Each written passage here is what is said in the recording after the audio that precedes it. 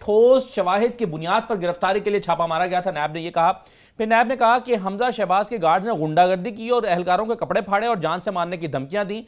फिर कहा गया कि मुलजिम हमजा शहबाज की गिरफ्तारी के वारंट मौजूद थे, जो शुरू में कहा जा रहा था पीएमएलएन की जानिब से कि जी उनकी तो गिरफ्तारी के वारंट कोई नहीं थे, तो इसकी तरदीद की इस नैब की प्रेस रिलीज में। फिर सुप्रीम कोर्ट की हिदायत के मुताबिक किसी मुलजिम की गिरफ्तारी से पहले आगाह करना जरूरी नहीं है, इसको भी वाज़ेह किया गया। हमजा शहबाज की गिरफ्तारी के मुताबिक गिरफ्तारी अमल में लाई जाएगी, यह कहा गया इस प्रेस रिलीज में। और फिर यह भी कहा गया कि जिन्होंने कार्य सरकार में मुदाखलत की उनके खिलाफ कानून हरकत में आएगा। अभी आया नहीं है, लेकिन ये इस प्रेस रिलीज में जिसका कंटेंट हम आपसे शेयर कर रहे हैं, नैब की जानिब से ये प्रेस रिलीज दी गई थी, ये है। अब मुझे जरा आमिर जवाद साहब ये बताइए कि ये कानूनी तौर पर क्या मामला होता है कि एक हाई कोर्ट का ऑर्डर वो दिखा रहे हैं नवंबर 2018 का, और फिर ये सुप्रीम कोर्ट का ऑर्डर मेरे हाथ में है 19 मार्च का, जो अगर आप स्क्रीन पर दिखा भी दें, ये ऑर्डर जो है शेख अजमत सईद साहब का, जिसमें मैं पढ़ भी देता हूँ 3-4 लाइनें, जिसमें लिखा हुआ है कि on examination of the national accountability ordinance 1999 reveals that no such limitations has been imposed upon NAP in this behalf,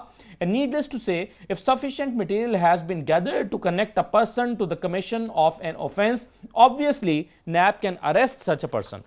Tahir साहब देखिए, सुप्रीम कोर्ट ऑफ पाकिस्तान ने इसमें सेक्शन 24 में जिसमें इख्तियार दिया है चेयरमैन नैब को अरेस्ट करने की, उसकी इंटरप्रिटेशन कर दी है। इसका इस केस से डायरेक्टली ताल्लुक नहीं, ये इन जनरल उन्होंने कह दिया है कि जनाब नैब के पास जब भी शवाहिद होंगे तो उसे किसी किस्म की प्रायर आपने जाके कोई इनविटेशन नहीं देनी या पहले बताना नहीं कि जनाब फलानी तो इस ऑर्डर के बाद लाहौर हाई कोर्ट का वो वाला ऑर्डर नल एंड वॉइड हो जाता है? नहीं, अब वो ऑर्डर भी अपनी जगह पे मौजूद था, लेकिन उस ऑर्डर को अगर आप देखेंगे तो वो ऑर्डर था इसके assets beyond non source of income के केस में। है।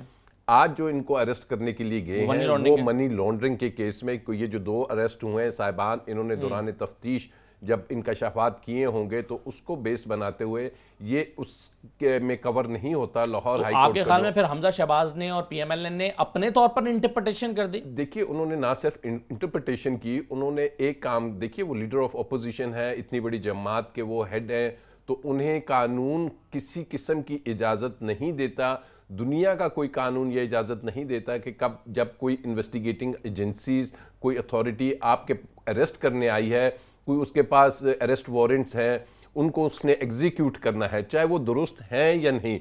आपके पास इख्तियार नहीं है कि आप उनकी वर्दी फाड़ें, आपके पास इख्तियार नहीं है कि आप आगे से फोर्स यूज़ करें, आपके पास इख्तियार हासिल नहीं है कि आप रिटेलिएट करें।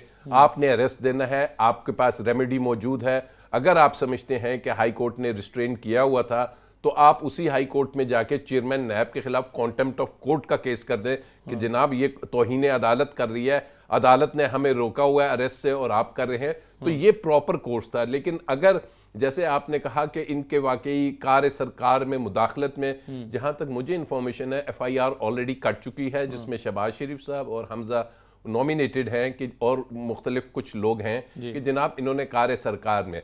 अब नैब का काम यह है कि नैब को, जैसे इन्होंने कहा कि अगर अरेस्ट में कोई दुश्वारी आ रही थी तो वो री इन्फोर्समेंट के लिए किसी भी पुलिस को बुला सकते थे, रेंजर्स को बुला सकते वापस थे, क्यों आ गए? और अपना अरेस्ट वारंट एग्जीक्यूट करे। इसका मतलब है कि उनके अंदर भी कुछ कमजोरी थी या वो अपना जो अरेस्ट है उसको एग्जीक्यूट करने में फेल हुए हैं। और अब भी अगर उन्होंने वारंट्स निकले हुए हैं तो वो अगर अब दोबारा, मैं समझता हूं कि वो किसी भी वक्त जाके दोबारा अरेस्ट करे, क्योंकि अगर वो अरेस्ट नहीं करते तो फिर वो वारंट्स किस चीज के हैं, वो किसके लिए इन्होंने रख के बैठे हुए हैं, तो उन्हें दोबारा से एग्जीक्यूट करना होगा। और लगता ऐसे ही है कि वो उनको अरेस्ट कर लेगी।